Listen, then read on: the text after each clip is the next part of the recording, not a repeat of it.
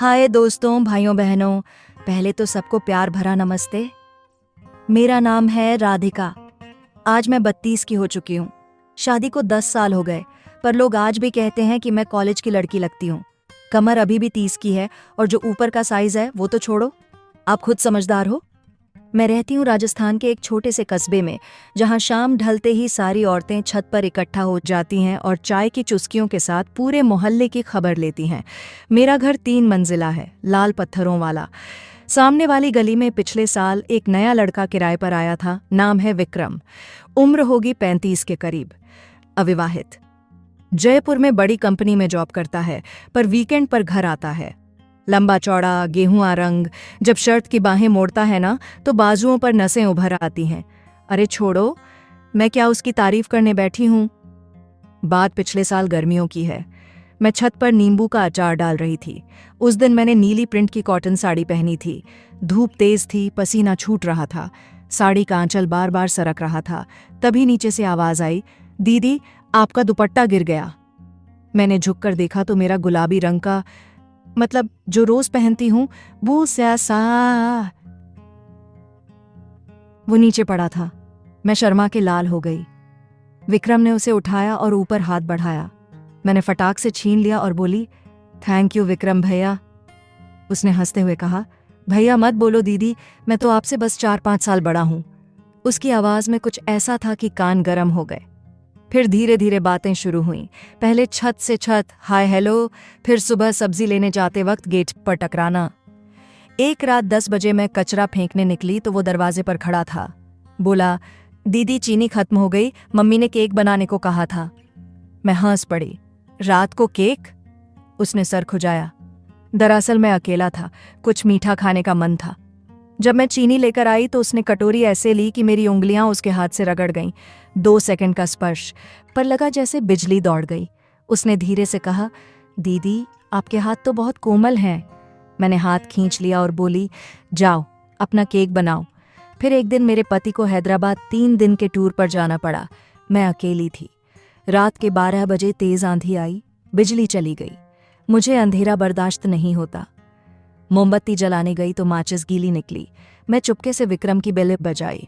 उसने दरवाज़ा खोला, सिर्फ वेस्ट और ट्रैक पैंट में, पसीने से तरबतर। बोला, दीदी सब ठीक? मैंने कहा, माचिस है क्या? वो मुस्कुराया, अंदर आ जाओ, ढूंढ के देता हूं। उसका कमरा साफ सुथरा था, पर बेड पर एक मैगजीन पड़ी थी, कवर पर लाल बिकिनी वाली मॉडल। मैं शर्मा गई। उसने फटाक से तकिए के नीचे छुपा दी। बोला, दीदी वो पुरानी है, दोस्त छोड़ गया था। जब मैं वापस जा रही थी तो मेरा पायल दरवाजे की ग्रिल में फंस गया। मैं लड़खड़ाई और सीधे उसकी छाती से जा टकराई। 2 सेकंड तक हम ऐसे ही खड़े रहे। उसकी गर्म सांसें मेरे माथे पर लग रही थीं। फिर उसने धीरे से पायल निकाला और बोला, दीदी संभल के। रात भर नींद नहीं आई। अगले दिन सुबह वो मेरे घर आया। बोला, कल रात डर तो नहीं लगा ना? मैंने कहा, नहीं सब ठीक है। वो बोला, आज शाम आपके यहाँ आ जाऊं, अगर अकेलापन लगे तो? मैंने हंसते हुए कहा, आ जाना, राजमा चावल बना दूंगी। शाम को वो आया। मैंने मरून कलर की सिल्क साड़ी पहनी थी। हम छत पर बैठे। उसने कहा, दीदी आप सच में बहुत खूबसूरत हैं, जीजू बहुत लकी हैं। मैंने टाल दिया। फिर बातों बातों में उसने बताया कि उसकी एक गर्लफ्रेंड थी, पर उसने शादी के लिए दबाव डाला तो छोड़ दिया।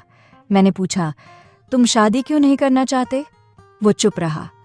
फिर मेरी आंखों में देखकर बोला, जिससे करनी है वो किसी और की अमानत है। मेरा दिल धक से रह गया। मैंने जल्दी से कहा, चलो नीचे, खाना ठंडा हो रहा है। धीरे धीरे हमारी बातें रोज की हो गईं। वो मेरे घर आता, मैं उसके यहाँ चाय पीने चली जाती। एक दिन मैं उसके घर गई तो बोला, दीदी आज कुछ बनाओ ना। मैंने हंस के कहा, मेरी स्पेशल डिश तो सिर्फ मेरे पति खाते हैं। वो चुप हो गया। फिर धीरे से बोला, मुझे भी खिलाओ ना एक बार। उस दिन मैंने उसके लिए बेसन के लड्डू बनाए। जब मैंने मुंह में डाला तो उसने मेरी उंगली पर लगी चाशनी चाट ली। मैंने हाथ खींच लिया, पर दिल जोर जोर धड़कने लगा। फिर मेरे पति लौट आए। विक्रम थोड़ा दूर हो गया, पर नजरें अब भी मिलती थीं। एक दिन मैंने देखा वो किसी लड़की को बाइक पर बिठाकर जा रहा था। मुझे जलन हुई। शाम को मैंने पूछा, वो कौन थी? वो हंसा, दीदी जल रही हो? मैंने कहा, नहीं बस ऐसे ही। बोला, वो मेरी छोटी मौसी की बेटी है। फिर अचानक मेरे पति का ट्रांसफर बैंगलोर हो गया। हम घर बेचकर चले गए। आखिरी दिन मैं विक्रम के पास गई। बोली, विक्रम, हम जा रहे हैं। वो चुप रहा, फिर बोला, दीदी खुश रहना। मैंने उसे गले लगाया, सिर्फ 2 सेकंड। उसकी आंखें नम थीं। मैंने कहा, तुम जल्दी शादी कर लो, कोई अच्छी लड़की मिल जाएगी। वो बोला, दीदी, जिससे शादी करनी थी वो किसी और की हो चुकी है। मैं उसकी इज्जत से ज्यादा कुछ नहीं चाहता। मैं रो पड़ी। मैंने उसका माथा चूमा जैसे बड़ी बहन चूमती है और चली गई। आज 9 साल बीत गए। मेरे 2 बच्चे हैं, एक बेटा 8 साल का, बेटी 6 साल की। मैं अपने पति के साथ खुशी से हूं, पर कभी कभी विक्रम की याद आती है। वो आज भी अविवाहित है। कभी फोन पर बात होती है तो बस कहता है, दीदी बस तुम खुश रहो। पर दोस्तों, कहानी यहीं खत्म नहीं हुई। 3 महीने पहले मेरे पति का फिर उसी कस्बे में ट्रांसफर हो गया। हम वापस आ गए, नया घर लिया, पर गली वही पुरानी थी। मैं डर रही थी कि विक्रम से मुलाकात होगी तो क्या करूंगी। मैंने सोच लिया था दूर से नमस्ते करके निकल जाऊंगी, पर किस्मत को कुछ और मंजूर था। हमारा नया घर ठीक विक्रम के घर के सामने था। एक शाम मैं बालकनी में खड़ी थी, उसका दरवाजा खुला था। अंदर से बच्चों की हंसी और पापा पापा की आवाजें आ रही थीं। मेरा दिल धक से रह गया। विक्रम 2 बच्चों को गोद में लिए बाहर निकला, एक लड़की 7-8 साल की, एक लड़का 5 साढ़े 5 साल का। मुझे देखते ही वो चौंका, फिर मुस्कुराया और बोला, दीदी आओ ना। मेरे पैर कांप रहे थे। मैं अंदर गई। लड़की दौड़कर मेरे पास आई और बोली, पापा, ये वाली आंटी तो बहुत सुंदर है। मैं पत्थर हो गई। विक्रम ने हंसते हुए कहा, राधिका दीदी, ये हमारी बेटी है, नाम रखा है रिया, आपके नाम पर रा से। और ये छोटा वाला वीर है। मैं कुछ बोल नहीं पा रही थी। चाय पीते वक्त मैंने धीरे से पूछा, विक्रम, तुमने शादी कब की? मुझे बताया तक नहीं। वो चुप रहा, फिर आंखें नीची करके बोला, दीदी, मैंने शादी नहीं की। मेरे हाथ से कप छूटते छूटते बचा। मैंने चिल्लाकर कहा, मतलब? वो रोने लगा। फिर जो सच बताया, मेरी सारी दुनिया उजड़ गई। उसने कहा, दीदी, आपको याद है वो 3 रातें जब जीजू हैदराबाद गए थे? तीसरी रात आप मेरे घर माचिस लेने आई थीं। आंधी बहुत तेज थी, आप बहुत डर रही थीं, बिजली बार बार जा रही थी। आपने कहा था अकेले सोने में डर लग रहा है। मैंने कहा था कि आप मेरे कमरे में सो जाओ, मैं फर्श पर सो जाऊंगा। आप मान गई थीं। रात में आपको तेज बुखार चढ़ाया। आप बड़बड़ा रही थीं, बार बार जीजू जीजू चिल्ला रही थीं। मैंने आपका माथा छुआ तो जल रहा था। मैंने दवा दी, सर पर ठंडी पट्टियां रखीं। आप बार बार मुझे जीजू बोल रही थीं। फिर आप खुद मेरे सीने से लिपट कर रोने लगीं। कह रही थीं, तुम मुझे छोड़कर चले गए, मैं अकेली हूं। मैंने बहुत कोशिश की दीदी, खुद को रोकने की, पर उस रात कुछ हो गया।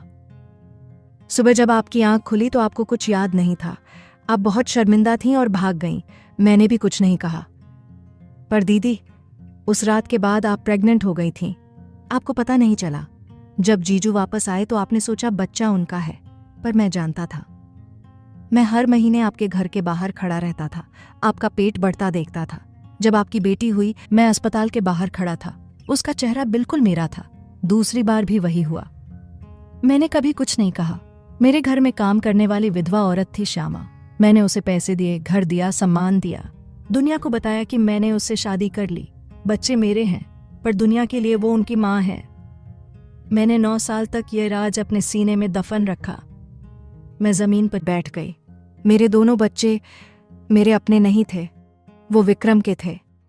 मैंने रोते हुए पूछा, तुमने मुझे क्यों नहीं बताया? विक्रम ने आंसू पोंछते हुए कहा, क्योंकि मैं आपसे सच्चा प्यार करता हूं दीदी। आपकी जिंदगी बर्बाद नहीं करना चाहता था। आप अपने पति के साथ खुश थीं। मेरे बच्चे मेरे पास थे, बस इतना काफी था। उस दिन मैंने अपने बच्चों को पहली बार सचमुच देखा। उनकी आंखें, उनकी नाक, उनकी हंसी विक्रम की कॉपी।